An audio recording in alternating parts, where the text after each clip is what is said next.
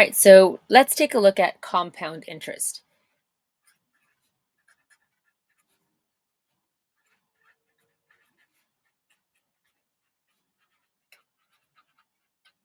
All right, and compound interest is interest that you earn on a new total that's grown because you've got interest on it.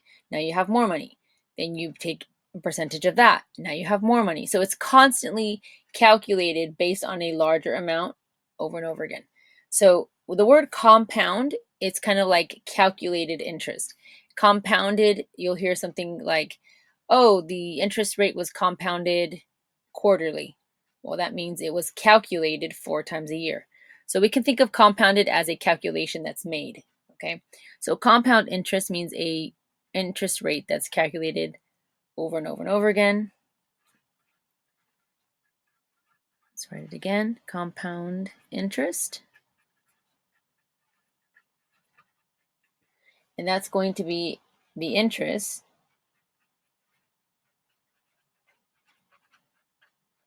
earned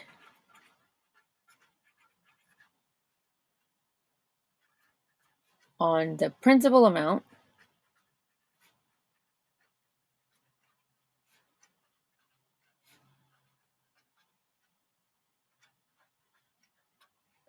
and previously earned interest.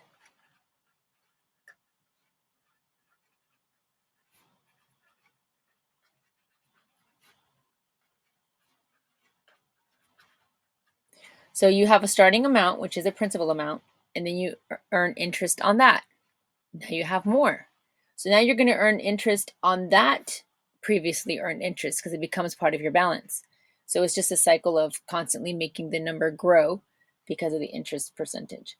And the formula for that is going to be, let's say, y equals, then we have, oh, I was going to do different colors, but we'll just do p times 1 plus r over n to the power of n times t.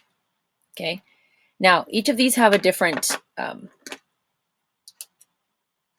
identifier. So y is going to be our balance. This is what we're looking for. Okay. So you want to know your balance. This is the formula to find your balance with the amount that you started with and all the other interest that you accumulated. P is going to be our principal amount. And I'm not sure if this is all going to fit, but I'll just put it under here.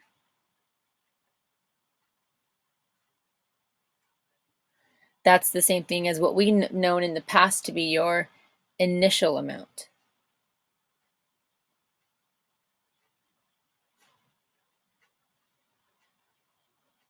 All right, you can't see that. And then we have our 1, this is the number 1, plus r, which is our rate, and that's also in a percentage, so that's going to be in decimal form when you plug it in. So let's go to r is going to be our annual. Let me just put the p so you know what I was pointing to. If you don't have room for the arrows, you can just put p equals this, y is the balance, and also r equals the annual percentage rate or interest rate.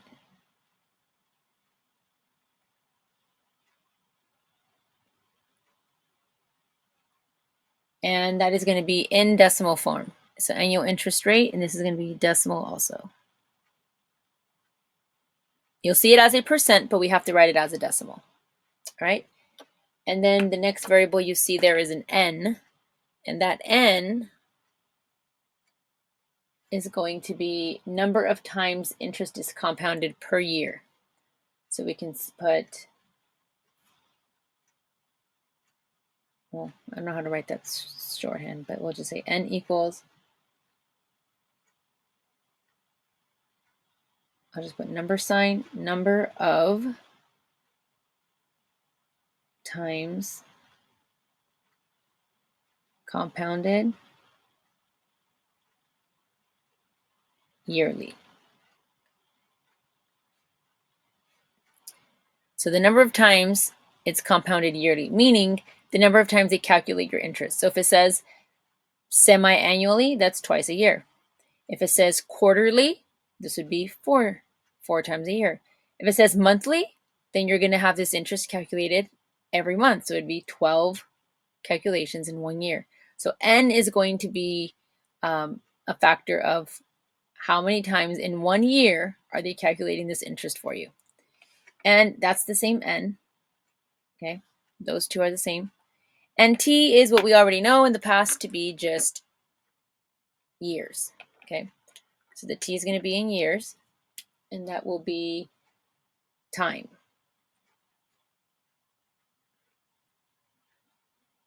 Very important that it's in years. Okay, because if it says it's 6 months, then you have to put half a year in there. If you put a 6 in there, your formula is going to calculate it as if your money was in there for 6 years, but it's really 6 months, so you have to put half. We did this yesterday. If you had 4 months, then that's a third of the year. So then T would be 1/3. Okay, and so forth. All right, so this is the formula we're going to have. Okay, you want to know how much money you're going to have? Let's say you deposit a certain amount in the bank. You are going to have a certain percentage rate. You're going to tell you how many times they're going to be calculating your interest per year. And then you put that same number here. And T is going to represent how many years you're going to hold that money in the bank. Okay, so we're going to use this formula for our next example. All right, so let's look at example 1.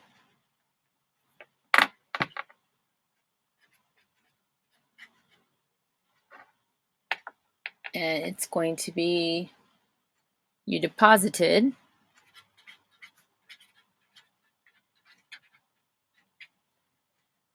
$100 in the savings account.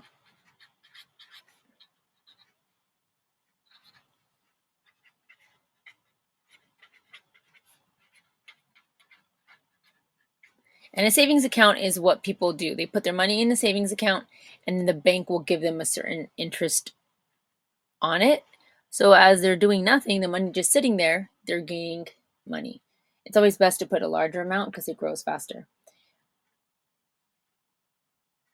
It earns 6%. Your $100 is going to earn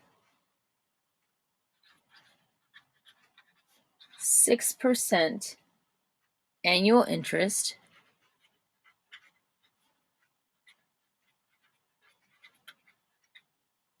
compounded monthly.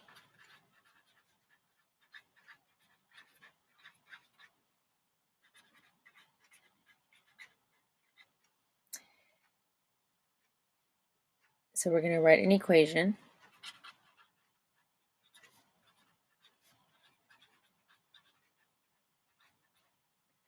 For the balance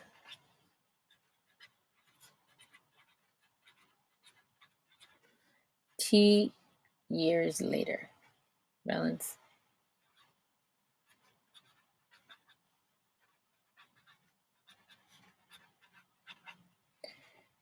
T years from now.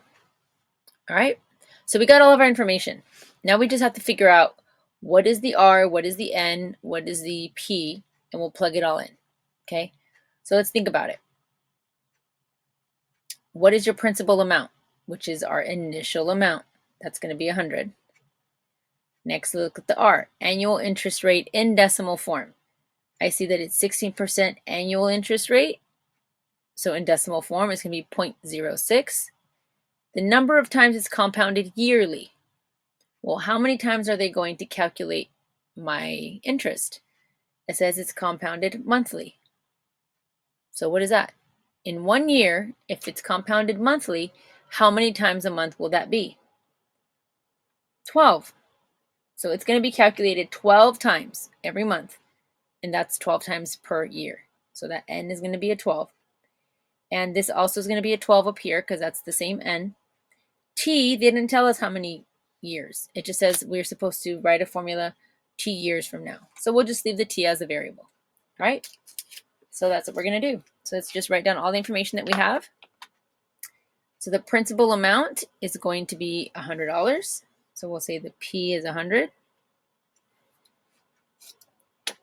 And then I have my rate is 6% as a decimal, so it's 0.06. And then I'm looking for my N. How many times a year is it going to be calculated? Well, if it says monthly, that's going to be 12 times in 1 year. So my N is going to be 12. And T is just my variable, so we'll just leave it as that, question mark. So what's my formula going to be? Y equals P, which is going to be 100, 1 plus my R over N. So that's 0.6 over 12, 0.06 over 12. And all of that raised to the N times T power. So that's going to be N, which is 12T. And if you want to simplify this entire thing here with your calculator, you'd have Y equals 100 times. Then you just punch this in the calculator. What is 1 plus 0.06 divided by 12? Hit enter. It's actually 1.005 to the power of 12t. So that's our answer. This is the formula that'll give me my balance. If I put $100 in the bank for t number of years, it's going to be calculated every month at a rate of 6%. The reason we're dividing this by 12 is because this is for the whole year. So we're going to do 12 calculations in 1 year, so you split it up. All right, so that's the equation for that. And then we can actually use it to solve real life problems and find the balance. All right, so let's look at another example. Example 2. And this one says that you deposit, I'm just going to write shorthanded. We're not going to write so many details. I'm going to say, but you deposit $500 in the bank, and this time it earns 9% annual interest.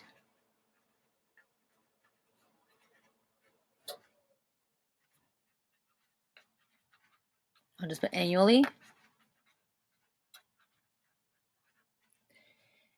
And the next detail says it's compounded quarterly.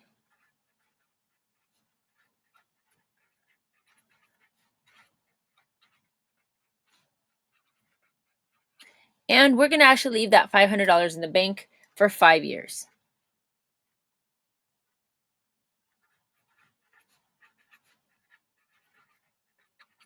What is the balance?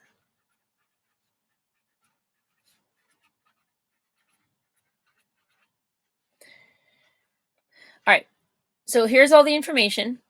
We're going to use our formula to figure out what would be our balance. If we saved $500 in the bank, earning 9% interest annually, they're compounding this quarterly for 5 years, and we're going to find the balance. Okay, so first things first is we're going to try to find all those variables again.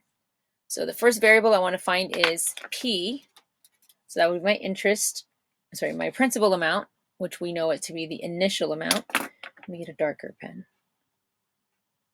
So P would be our initial amount, and we'll say that that's 500, right? P stands for the principal amount or the starting amount, 500.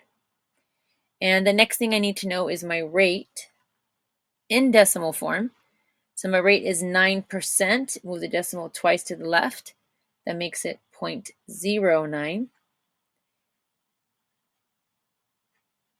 Now, what is my N?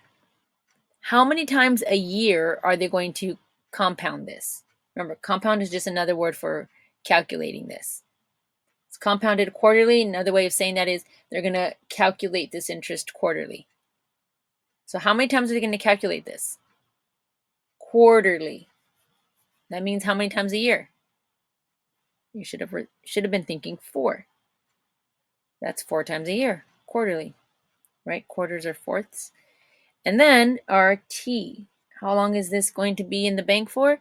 For 5 years. And this is in years, so we're good. Also, cautious.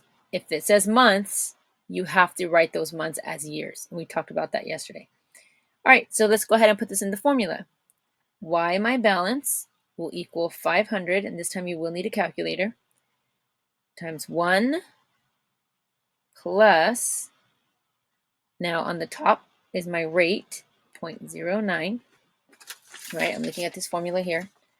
My 0.09, my 4 goes on the bottom, and then the 4 goes here again for the n, and t is going to be 5 years.